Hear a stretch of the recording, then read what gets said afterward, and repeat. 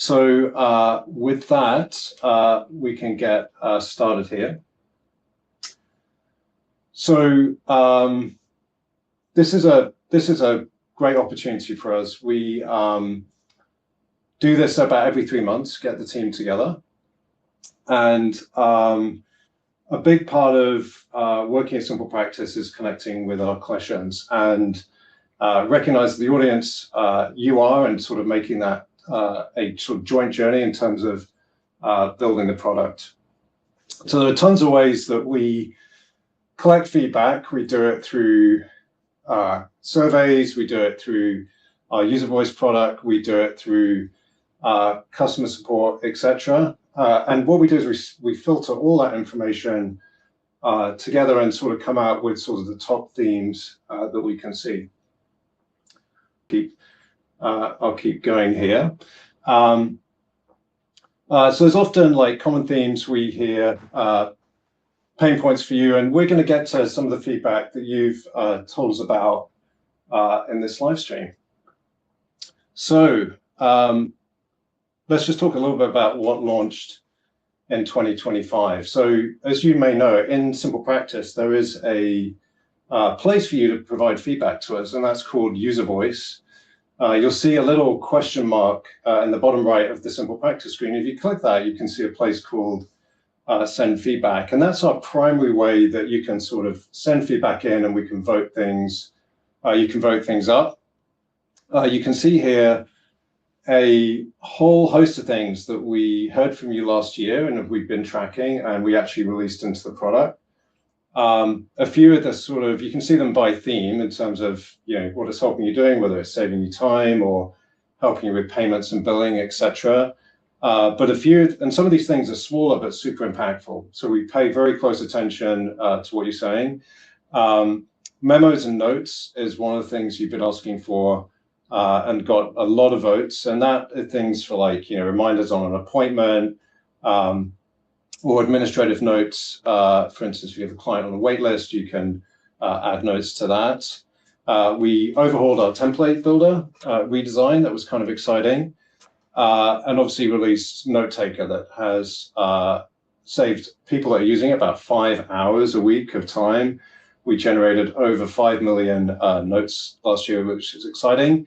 And then a whole host of calendar enhancements. Advanced calendar sync, we added time zones for clinicians that are in different time zone from their clients, etc.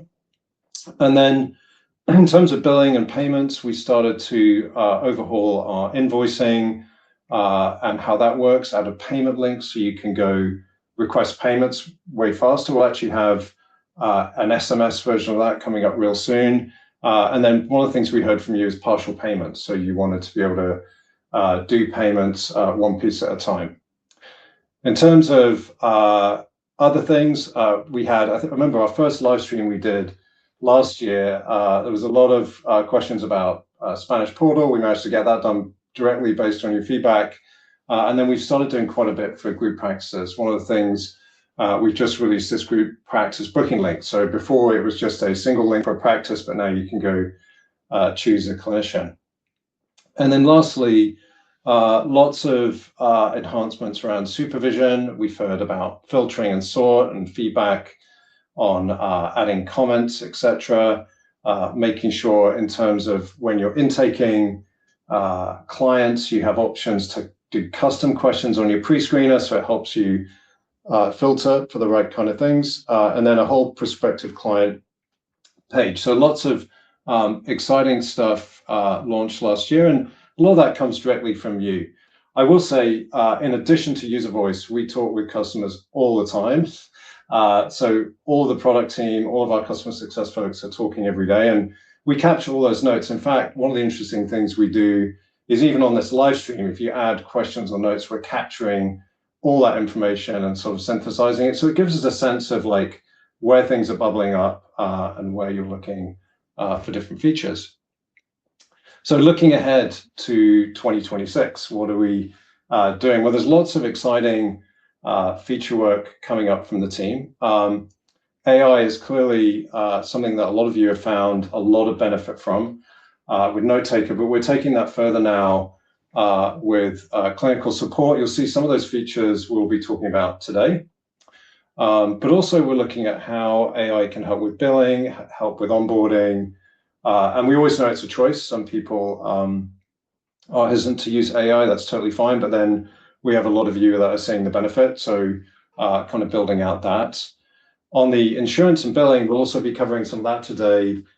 Tons of progress we're making. We launched out a credentialing pilot.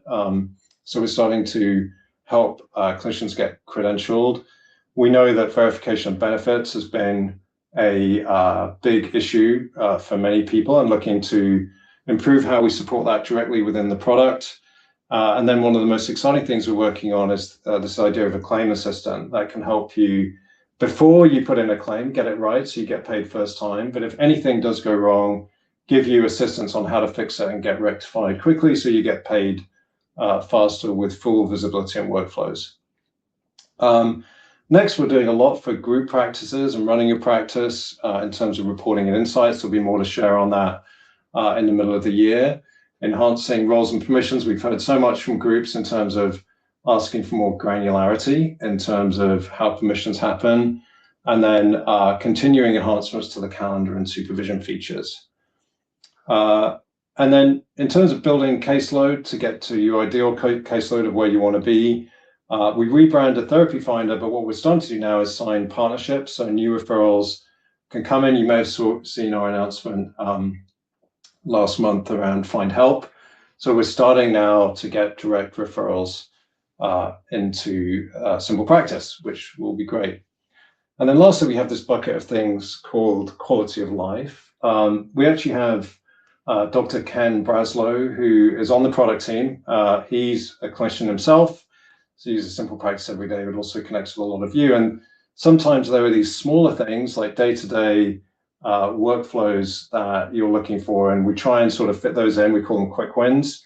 And then obviously some of the bigger feedback we're getting from you through UserVoice. So with that, I think we can jump into what's new and upcoming and some of the things that we are doing and covering today. So we'll be covering pre-appointment summaries and note refinements. This is all about through our Notetaker product. We'll be covering some exciting stuff on insurance, onboarding, bulk ERAs, claim notes. Keeping your client data secure is super important. And so we've updated our two-factor authentication, which is optional right now, but highly, highly recommended that you switch this on. I imagine you use it for almost everything else in your life right now. And if you're not using it for SimplePractice, that puts you at risk. So we want to show you the updates there. And then lastly, some really cool stuff we're doing in calendar in terms of scheduling nudges and conflict alerts. So with that, let's jump into it. All right. Hey, everyone. I'm Jim Plaskonka. I'm a product manager here at SimplePractice, and I am primarily responsible for Notetaker. Over the last couple of months, we have released some really new and exciting features, and those are really geared at kind of saving you time and giving you more control. So we've got two videos today showcasing some of these updates, and we'll get into the first one here, which is a pre-appointment summary feature. Hi, in this video, I'll demonstrate Notetaker's new Session Prep feature. Session Prep is a pre-appointment summary feature that takes information from the client's chart note, admin note, and previous appointments progress note to generate a summary for you to help you prepare going into your upcoming appointment with that client. So let's take a look at how this works. Right from your calendar, you can click on the appointment for that client, and you'll be able to see a session prep area where you just need to click generate. And within just a second or two, a summary of that previous appointment will be presented. There's a section for clinical alerts, which, if there are any, would include things such as safety concerns, medication risks, and things like that. In this case, there are none based on the information for this client, and so it just mentions that none are noted. The summary focuses on key themes that were discussed in the previous session, any plans for between the last session and your current one, as well as any homework that was discussed. The hope with this feature is that it takes some of the burden out of reviewing all of the documentation that you need to prepare and consolidating that into one consumable summary for you.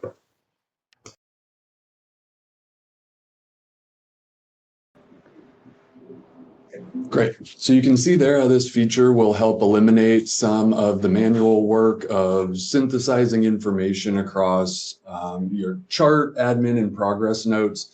So instead of spending 5 to 10 minutes hunting through documents, you can get a summary in just seconds, giving you back time to actually prepare mentally for the upcoming session or grab a bathroom break between your back-to-back sessions. Now let's take a look at the next video, which is for draft note refinements. Hello again. In this video, let's take a look at Notetaker's new refinement feature. From your appointment page, you can open Notetaker, and now you'll see a section at the top for instructions. And you can use this enhancement to use your own natural language to make changes to the draft note. We'll use an easy example to see the difference by changing this note to the DAP format. And with just a simple instruction like this, we'll be able to see how quickly and effectively Notetaker can refine this note. Before I click go, you'll see there's a counter here on the button, which just lets you keep track of how many refinements you have left for this particular note. And you start with 5. So now we'll click refine note, and within just a few seconds, we will see the new DAP note that was written. Think of this feature like ChatGPT, for instance, except entirely focused on using your instructions to make the note even better. You can use this for things like formatting. Say you want your plan section to be numbered instead of bullet points. You can use it to shorten the note, lengthen the note. Really, the possibilities are endless. The goal with this feature, though, is to help you streamline the process of perfecting each note and creating a consistent, personalized document for every appointment.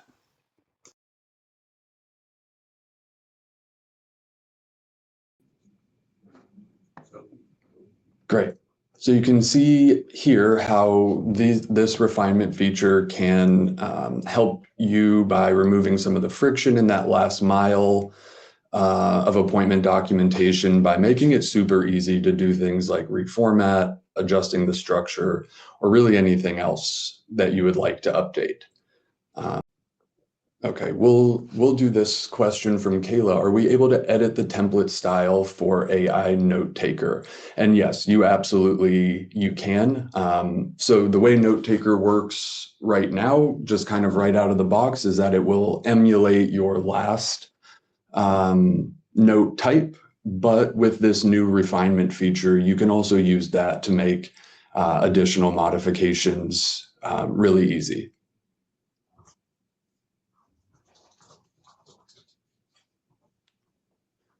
Yes, Nicole, great question. Yes, you do need to have the Notetaker add-on enabled in order to utilize the session prep feature.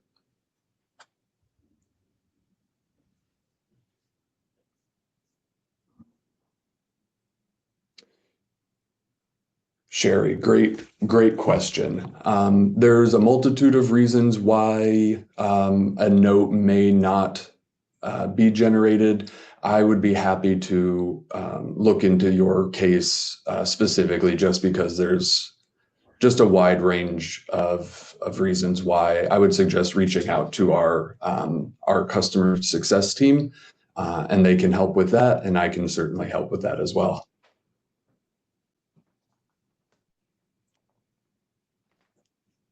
Great. So let's move on. Let's cover into insurance. So we'll bring up our next presenter, Micah and Maggie. Welcome.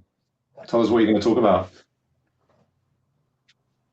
Everyone, my name is Micah. I'm a product manager working on some aspects of our insurance product. And we have a few features that some folks may have access to already and others may get access to over the next couple of weeks that are primarily meant to save you time and confusion as you get started with insurance and set yourself up to manage claims and to receive ERAs or payment reports within SimplePractice. So we can go ahead and roll the demo.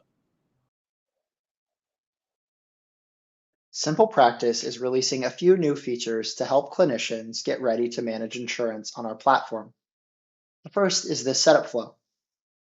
You let us know if you'll be billing as an individual, as an organization, or both, and then you get a chance to make sure that your provider details are entered correctly for use later on things like ERA enrollments or insurance claims. You then select the location or modality by which you see clients and make sure that the place of service is accurate for when you submit claims later. Then you review and save.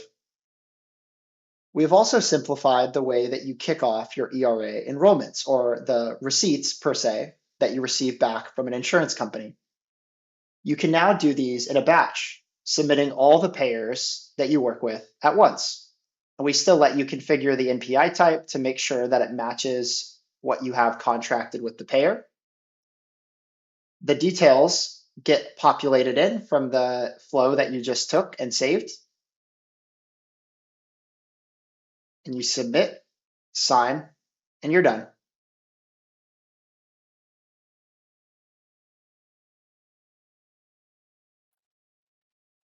So I would just add that previously, when you're getting yourself set up to manage insurance in SimplePractice, you'd have to jump around to at least 3 different places in our settings. And so we kind of consolidated that and then also saved kind of the paper cut of multiple ERA enrollment flows for each payer, one per payer, and kind of brought that all into one flow and still give you the flexibility to configure NPI types as needed.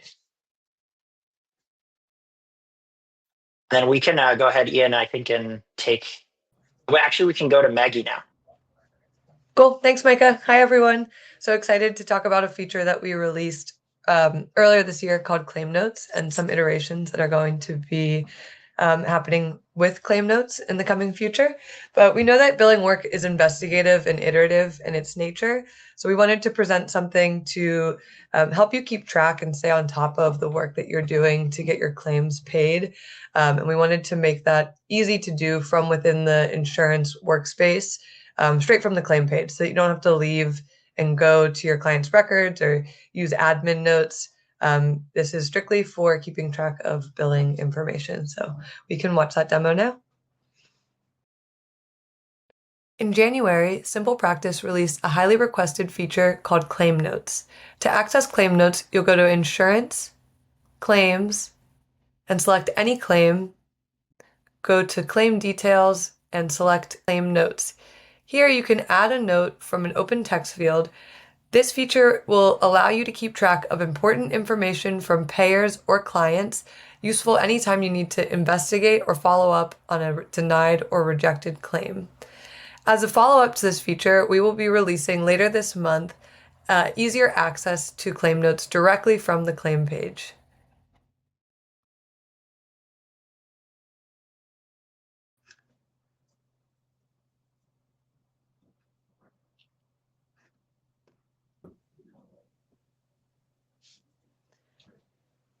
That's great. Do we have any other demos, or are we ready for Q&A? I think we're ready for questions. All right. So we got like quite a few questions coming in here. I'm going to start off just with, I guess, Micah, one for you about ERAs. So I'm already using insurance. Why do these onboarding or ERA features matter to me? If you're already using insurance, you may not necessarily need to take that onboarding flow, but you will be served an opportunity to check it. And and make sure that your information is accurate, and you'll have a chance to review. And then if you're not currently enrolled in ERAs through SimplePractice, it's a good time for you to go ahead and do that and receive some of the benefits of taking that flow for all the payers you work with at once. And then when your ERA enrollments come back, you'll have an easier time managing your insurance payments and the client billing workflows that are associated with receiving back the dollars from the payer. Sounds good. Now, another one I just saw in the chat around this credentialing testing we're doing. We've started with some new customers, helping them get credentialed. What's our broader plan here around credentialing? Because I know existing customers are excited about it. Like, how are we thinking about that? Yeah, it's a great question. We're very excited about it too. We're testing ways to do this right now through partnership, and we know that this is a major pain point for folks who want to be independently contracted with insurance. And so we're working really hard to get to a place where we feel confident that the product offering that we have is good enough to offer broadly. And so over the coming months, we're going to continue to work hard on that. And if credentialing becomes available to all of our customers, you'll definitely hear about it. Great. And then, hey, Maggie, a couple of questions for you. Who can see the notes? Is it anyone, or are there certain permissions there? So there are permissions around who can access notes. It's whoever has access to billing in your practice. So if it's billers or if you have clinicians that have a specific billing access, that's who is able to edit and access the notes. Great. And then can you see a history of what's happened on the claim? Is there a way to see that? Yes. Yeah. Within the same tab structure, there is status history and submission history for the claim. Okay. And then what about if a claim is deleted? Does the note get deleted as well? Like, how does that work? How do you see deleted things? Yes. Right now, if a claim is deleted, then the note will also be deleted, but we are working on a feature that will be, and we're expecting to release in the next few months, that will allow you to archive claims rather than delete them, and then we will retain those notes. Great. Let's just see, just asking the moderator on the questions. Are there any other questions we want to bring up here from live? Here's one. Okay. Any chance of contracting with another credit card company that has a lower percentage fee? I can take this one if you like. So we do all our payments through Stripe, and there's a lot of benefits, highly reliable, auto pay, etc. So our fee is pretty fixed right now in terms of where we're doing. We actually have seen underlying, Visa, MasterCard, etc. have like been upping their fees over time. There is some movement in the industry around loyalty cards right now, so we don't know how that will play out, which obviously contributes to some of those fees that we get charged. But right now, we're staying with that Stripe integration, which we found super reliable at the fee that we have. So thank you for that question, Michelle. All right, Evelyn, I see the new notes for each claim is available, and that is a great new feature. Is there a way to make an icon on the front billing screen so we know to do the deep dive and look for it since it's several layers back? Yes, I hope that demo answered that question for you. So we are releasing that icon before the end of this quarter. Great, so that's coming, Evelyn. Thank you for that feedback. Let's see what else we got. How do you help with credentialing? Are you able to provide assistance with credentialing for associate level clinicians in private practice? I guess, Michael, that's a good one for you. Yeah, right now we're not supporting pre-licensed credentialing scenarios, but we're working through how we can support credentialing for all of these various scenarios with the partnership that we have that we're working on. And ultimately, some of the value that we hope to provide here is once you have provided all of the kind of baseline clinical information about yourself via a platform like CAQH, then one of the challenging parts is each payer has a different kind of application process or payer enrollment process. And we hope to kind of remove the burden of you finding out the uniquenesses of each payer and be able to take that on for you and just allow you to manage which payers you want to work with, and then we handle the work for you. Great. So we'll take one more. Can we take one more question for insurance, and then we'll move on? Okay. Last one here from Christine. We have time at the end as well, so we can cover other insurance questions then. Can you undo the limits on the number of payments you can view from the insurance payment report? I remove the 10, 20, 50 limit. Our payment reports have up to 200 payments, and it takes paging through a lot more time. If you like, I can take this, Micah. So one of the things we've done, we've heard a lot of feedback as practices get much bigger, and it potentially can be 200,000 more lines, that there are it takes a while for the report to load. So we've put in pagination on these reports, and that helps them be super zippy in terms of loading up. But we've also heard from you hey, we'd like to be able to download all these transactions in one go. The team is working on something called an export center. So that will be an ability to take a report, and then you can just download the entire report in one go. But the reason we put in those breaks was just performance for bigger group practices and solving that issue. So we will have a solution. We'll be rolling this out with various reports from the export center, and that will be coming soon, Christine. So that should solve your issue there. All right, thanks, Micah. Maggie, we'll see you shortly. We can move on. We've got Catalina. Hey, Catalina, how are you? Hi, everyone. Hi, I'm Catalina, and I'm a senior product manager working on two-factor authentication. And I'm very excited with this demo because we have made some improvements to the experience so that it's easier for you to use two-factor authentication. Today, I'll show you how to protect your practice in under 2 minutes. It's as easy as 1, 2, 3. Step 1, let's start on your calendar. Navigate to Settings, Profile Air Security. Under SimplePractice Security, you'll see two-step verification is currently off. Click on Setup. We'll ask for your password one last time. This is a quick check to make sure it's really you making the change. Step 2, choose your method. Now pick your preferred method. You can choose to use an authentication app or a simple text message. Let's use text message for this demo. You click Next. You'll confirm your phone number. Click Next. And you will get a 6-digit code on your phone instantly. Type it in.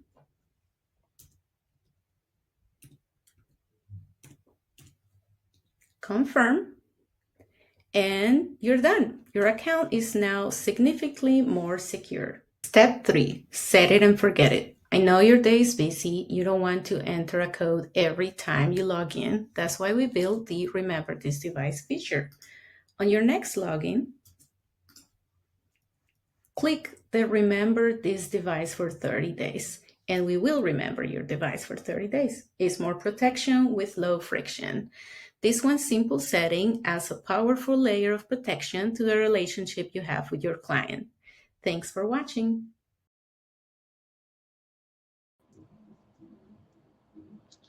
That's great, Catalina. So obviously we do a lot at SimplePractice with high trust and HIPAA to keep everyone's data secure. Why do we need clinicians' help signing up for this? I'm just curious, why we need the help and why is this recommended?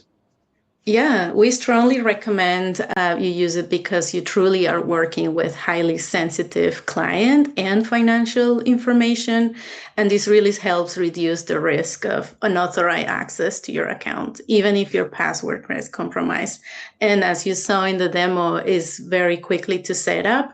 And we have really worked on reducing the friction so that you don't have to enter a code every single time You just have to, select the option of remember the device, and then you only do it every 30 days.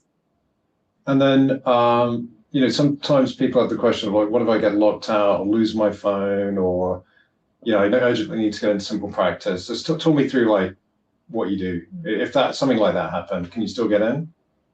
Great question. Of course, yes. If you're unable to log in for any reason, we do have help available, and we have troubleshooting resources you can follow.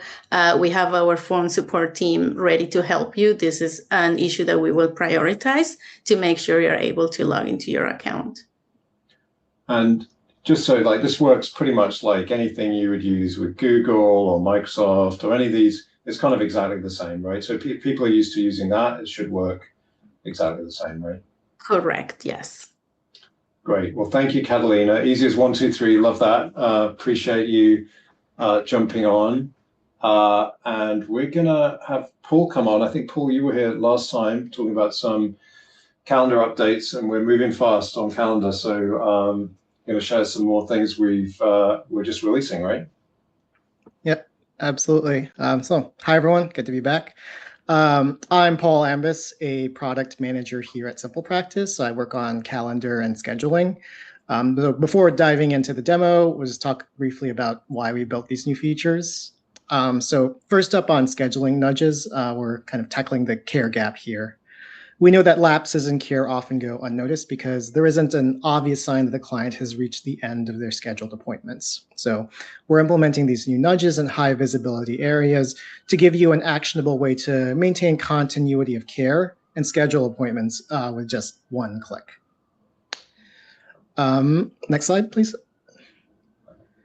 But we also know that as you're filling these gaps, you can sometimes make mistakes. These result in double bookings, which is a headache for your staff and your clients. So avoiding these mistakes is critical for your reputation and your revenue. And so our new conflict alerts provide a real-time safety check for every new appointment you schedule. And we're going to dive into the video to see how these two features work.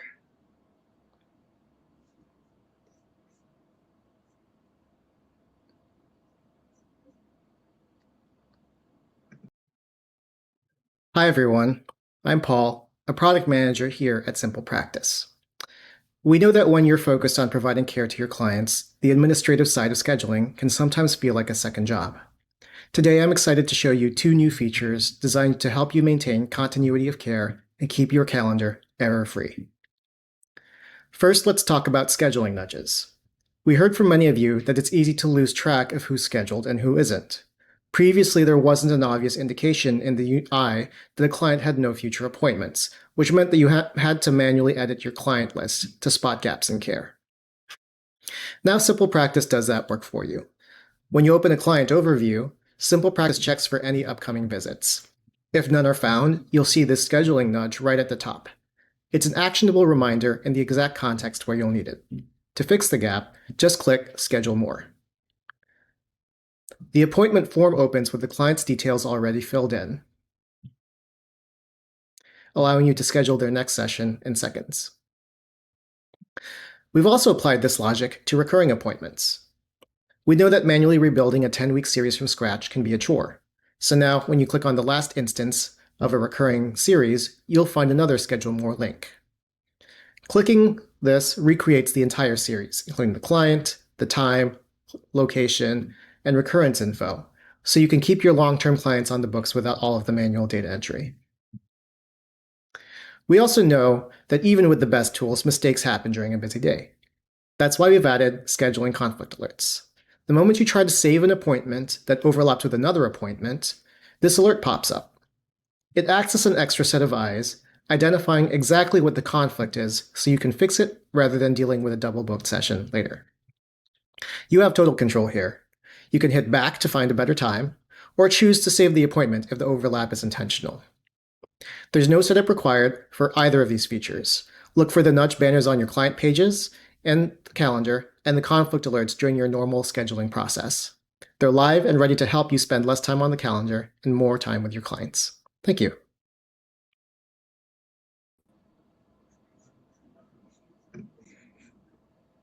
Cool. Right, so as you saw, these updates are about giving you back to your time, making scheduling simpler and more efficient, and giving you some more peace of mind. So I think I'll hand it back to Ian for Q&A. Yeah, so I think we can bring all of our presenters on right now, and we can just start tackling questions you have. As a reminder, in that Q&A tab, you can go upvote stuff that you're interested in, and or ask, put your own questions in and have those upvoted, but we will see if we can get through as many of these as possible. So let's pull up the first question. Catalina, so will admins be able to manage or reset multi-factor authentication for staff? Great question. At this moment, that is not possible, but this is an option that we are considering for group practices to enable you to do that. Makes sense. And so if that would happen right now, it would be a call into SimplePractice, right, to go reset that account? Correct. Got it. Okay, thank you. All right, Gabrielle, for clients needing an appointment, I have to go to the reports and download all clients and put them into a spreadsheet and have our front office go through the list to reach out to them to schedule. Have you thought of having a recall list on the system itself? Let me see. So I don't know, Gabrielle, if you're using our waitlist feature, but it looks like you are. This could be existing clients or waitlist clients. Paul, have you any ideas on this one? Just curious. Yeah, I can speak to this a little bit. Yeah, so like we have heard in the past that a lot of identifying clients who have a specific need. In this case, it sounds like scheduling the next appointment requires going through reports and doing a bunch of filtering. So I think the scheduling alerts does start to address this, although I did see a comment in the chat that it does require you to be on the client overview page or have that specific client in mind. And so thinking about this on a more holistic level, it's not directly planned for us to integrate this into like a list view or report view yet, but it is something that we are considering. We're definitely open to feedback about this. Yeah, that's great. Lots to do here. Yeah, keep putting suggestions in. Or if you have, Gabrielle, a very specific idea, put it in UserVoice. Type it up and we can take a look at it. Okay, great. I think it's another one for you, Paul. What about room scheduling and conflicts? That was supposed to be launched years ago and never happened. Yeah. I can tackle this one. Yeah, we do know that the room booking feature and room scheduling feature is very important for group practices that share locations or share rooms in particular. We don't have anything specific to announce at this time. We do, but I can say that it is on our roadmap for this year. So we do plan on addressing it relatively soon, but no specific timeframes yet. But we do hear you on this, and we know how important it is. And when this does release, this will take into account the conflict alerts as well. So we'll be checking against existing room bookings to make sure you don't double book a room also.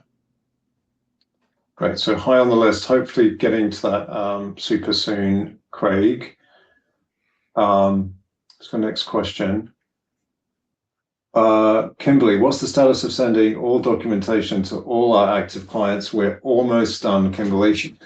Almost done. It should ship real soon, and hopefully this next live stream it'll be out and you'll be able to use that. Next question from Kaisha. Can the authorization tracker actually count down the sessions? My count does not move. I don't know if the insurance folks want to take this. At this time, it does not. So it's for manual tracking, but that is a feature we will look into for the future. Yeah, thanks for that feedback, Kaisha. Okay, Iris. Are there any working clinicians on your team? This would help to have a clinician on the inside who can provide SP with clinical suggestions and recommendations without having to wait for these releases and provide you with feedback at that time. Yes. we have Dr. Lindsay Oberleitner and Dr. Ken Braslow working directly with our teams. They're both practicing, but both employees of SimplePractice as well. So as teams are working through features, almost every team is interacting with them to get guidance and advice on how we're doing things, especially around some of our care delivery and clinical pathway work, etc. So absolutely, we still absolutely value your opinion as well. And so hopefully as we're releasing things, you see that input from those clinicians on staff. But if you see things we're missing, please let us know. We're always excited to chat. Thanks, Iris. Okay, Tamara, I would like to see better handling of payment information for claims in deductible status. Are there any plans to have a SimplePractice automatically enter a zero insurance payment and calculate the write-off amount the same way it does when a non-zero insurance payment is received? Maggie, is this a good one for you? Yes, this is a great question and one that we've heard a lot about. We have developed the solution. So we have started releasing this out to small groups, but we'll be releasing it more broadly to everyone in the coming weeks. So Tamara should be, if you aren't seeing it already, we'll be rolling that out. Just so people know, we often, as we build new features, we'll roll it out to an early adopter group just to get feedback and make sure we feel really good about it, and then we roll it out to everyone. So occasionally some users will see it and they'll be giving us feedback, and then everyone will say it. But good news on that one. If we want to go next question. Yeah, Lisa, we actually just covered that one. I think Iris asked, made a note there would be a mass emailing feature. Did I misunderstand? No, you did not. It is almost finished. We're just wrapping it up, and we'll be rolling it out in the next month or two.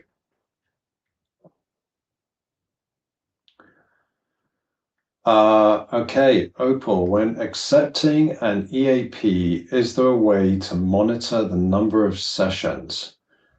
Maggie. Not at this time, but that is, again, it tracks back to the authorization tracking as something we would like to automate.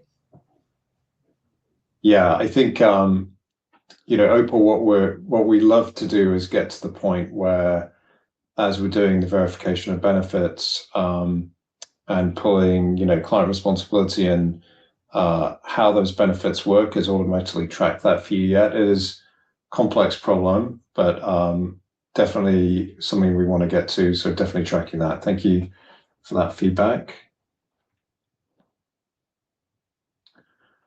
Millie, are there any products being developed that aren't AI focused? Yes.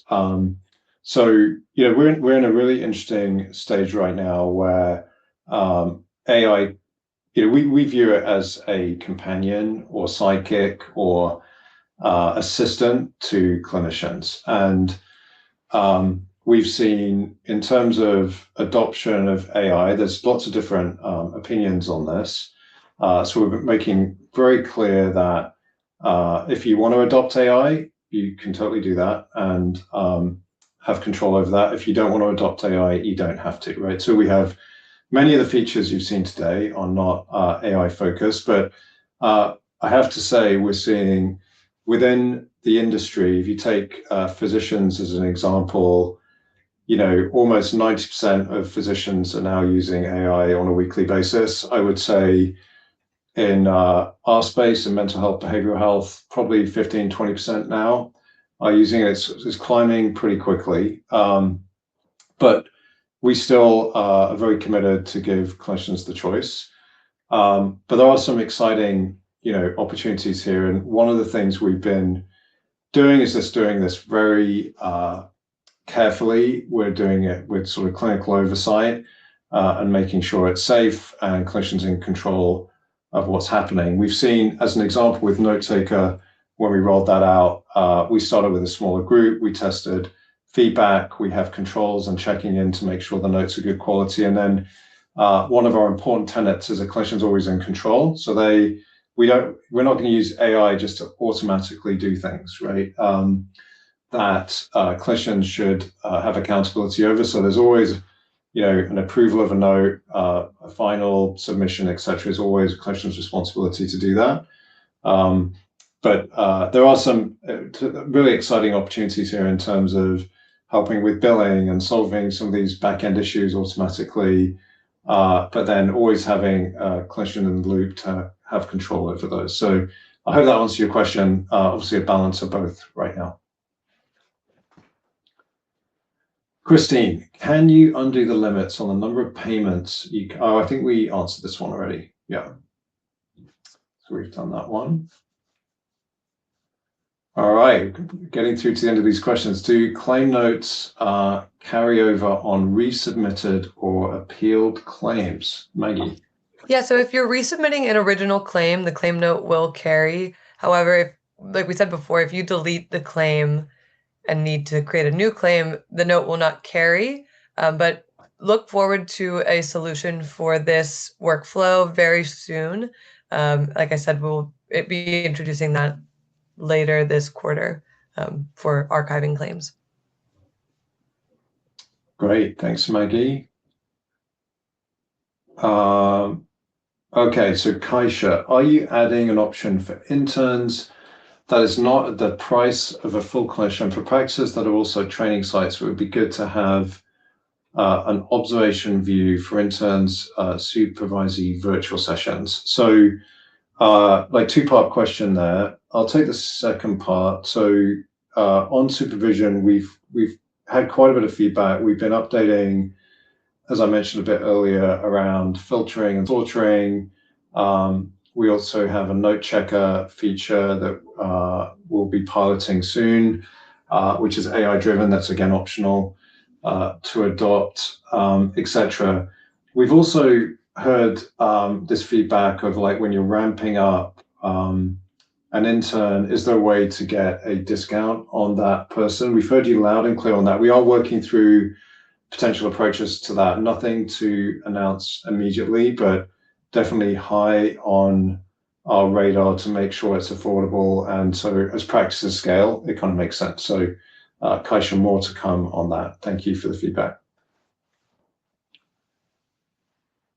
Okay, so Olivia, could you please improve the current treatment plan options? The existing choices are quite limited and don't fully meet my needs. It would be fantastic to have AI-generated treatment plans as an option. Open to any improvement. Jim? Yeah, this is your lucky day, Olivia. We have actually already built an AI-generated treatment planning tool. It is still early in our testing phase, but that will be rolling out more broadly in the coming, I would say, months at this point, maybe a couple of months before we roll that out more broadly. But totally understand treatment plans as like a unique document are very time consuming. So definitely hear you on that. And it's coming soon. Great, thanks, Olivia. Okay, so Christina's asking, will clients be able to check into the app when they arrive for their appointments? This sounds like either virtually or in person checking in. That's a good question, Christina. I haven't heard that one before. If you wouldn't mind, maybe in a UserVoice thing, or you can, I'm going to have my email up here in a little bit. You can send me more details on that and we can check into that for you. Evelyn, I see the new notes for each claim is available, and that's great feature. Is there a way to make, oh, we actually answered this one, I think, right? Yeah. Okay, Russ, for a request for records, is it possible to have a single document created rather than downloading each individual session and sewing them together? That is a good question. I don't know the answer to that. Does anyone on the call know? I think that's something Russ will need to get back to you on. But I know what you're asking about. So let's see if we can find out for you.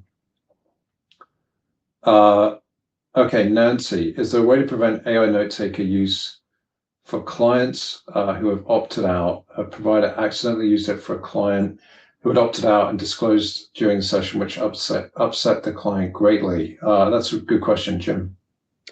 Yeah, so right now we don't, obviously, as this question outlines, we don't forcibly prevent that. We are working on ways to make the client's consent more visible and to provide some additional sort of contextual help for clinicians just to remember to ask that if they haven't gotten it, to make that more top of mind to hopefully prevent these issues. Do you think, Jim, there is an option here? Like, I suspect if you have a client consent form one way or the other, we could have a setting that would disable, right? We could. Yeah, Yep. we'll have to think about that. That's really good feedback, Nancy. Thank you for sending that. So I think we can take one more question, and then I think we're almost out of time here. Okay, will you be looking into offering a tool for EMDR therapy? That is a good question, Grace. I am not sure of the answer, but we will get back to you on that. I think what we're going to do with some of these questions is find some answers and then post those, so we can get to some of these that we haven't had the answers for immediately. Thank you for the panelists and the product managers that have come here. It's always fun taking live questions. I really appreciate you coming today and providing that feedback. I don't know if we have the last slide we could put up real quick. Just to close, couple of ways you can stay engaged. Obviously, being on this live stream is amazing. You can add things to UserVoice. If you that little question mark, I put some screenshots there in the SimplePractice. You can click on that, and you see at the bottom it says share feedback. You can post those things. We are actually, interestingly, next week we're going through all of UserVoice with the team, and we're looking at everything we did last year, what we're thinking about doing this year. So rest assured, we are looking very carefully at your feedback and prioritizing that. And then lastly, my email's there, ian.knox@simplepractice.com. Always appreciate hearing from you if you have specific things you want to connect about. And just thank you for attending today. Appreciate it. We'll be back again in 3 months with our spring edition of this live stream, and we'll have good news on mass document sharing and a few other exciting things that we haven't spoken about today. So we look forward to seeing you in 3 months. Thanks for being here.